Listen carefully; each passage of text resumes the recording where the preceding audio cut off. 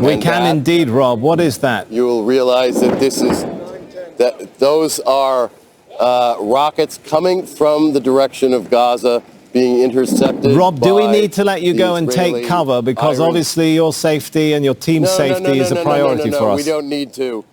It's okay. We're all right where we are. Let me show you something else, which is if you talk about escalation of the situation and of the bombing, take a look at that.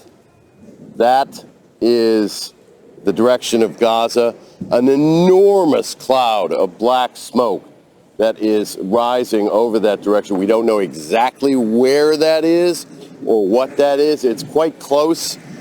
Some of the colleagues that I'm surrounded by who are intimately familiar with the geography of this area say it seems as though it almost might be inside of Israel itself, but we don't know. But it looks like something very flammable, maybe fuel, is burning in that direction, and that's a sign of how intensive these bombing strikes have been, as we've been hearing from Safwat and from Yumna and from our other folks we've been talking to inside Gaza.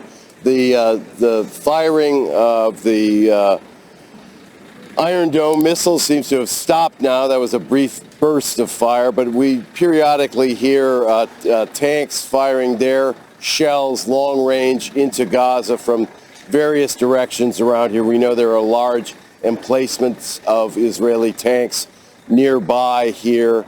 There have been also alerts and sirens sounding in various villages along the borders with Gaza. No reports there yet of any missile strikes or of any infiltration of any gun battles on the ground between Israeli or Palestinian forces. But another significant development today, which I think we've touched upon already in our broadcast, is that the United States has sent a plane load of what it calls sophisticated military equipment directly from the U.S. to Israel. And this, of course, is, a physical manifestation of President Joe Biden's pledge to back up Israel 100% and to stand behind Prime Minister Netanyahu. We don't know what exactly was on that plane, but they said sophisticated military equipment. So it's more than bullets and guns for sure. We see a lot of movement of trucks carrying supplies in this area, presumably for the troops. You look and see behind me there's a fuel truck moving past us, and now we have sirens. And take a look there. You see those contrails? So, assumedly, Rob, those are Palestinian rockets still being fired from Gaza but being intercepted. Is that what we are hearing? That's what we're hearing, and we're hearing the impacts of the Iron Dome interceptors firing and hitting those rockets. Here, closer to us also, when you see a white puff of smoke like that, it means that the interceptor from the Iron Dome has struck its target. It's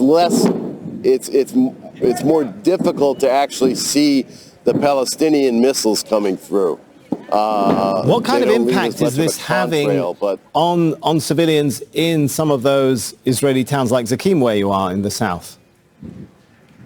Well, a lot of people have left, but a lot of people are scared, and a lot of people are,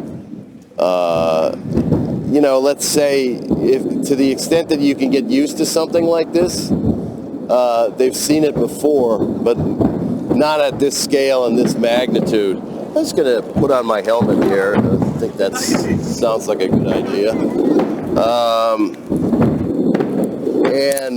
Wow, we're getting a real barrage here right now. This is very intense. So again, when you see the the flash and the puff of smoke, that means that Iron Dome interceptors have hit incoming missiles. As you're talking, Actually, for Rob, people who let live me here, this is just very jump in stressful. and clarify to viewers on the left Go ahead. side of the screen, we can actually see those rockets being launched from Gaza, at least the jet streams of some of those rockets. So what we're trying to do is show viewers both sides, where the rockets are going from, and also what's happening, at least in Zakim, when they come into Israeli airspace. Go on, Rob. And that's right. And while the Iron Dome system is pretty good overall, some missiles do slip through. And one landed in Ashkelon, which is the nearest large city to here. One landed in Ashdod overnight, and 2 people were wounded. These missiles are not very accurate in terms of you can't, specify a building or a railroad station or a fuel dump and hit it with pinpoint precision. Also, because they're essentially, almost like home manufactured missiles, the payloads, the explosive charges are not that large. Nevertheless, if you're underneath one of them when it lands on you, you're going to be in a lot of trouble. So I can still hear. Now I'm hearing what sounds like jets. So Israeli jets, perhaps flying a sortie to hit the source of these rockets. This is really extraordinary. Of the number of rocket salvos that I've seen and Iron Dome interceptions that I've seen over the past 5 days, this is probably the biggest one. Incredible stuff. Thanks so much, Sirens Rob, off in that direction towards the north. All right, Rob, I think we're going to let you go and just most assess welcome. the situation and the safety right now. And we'll perhaps come back to you in a little bit when things calm down. Let's go.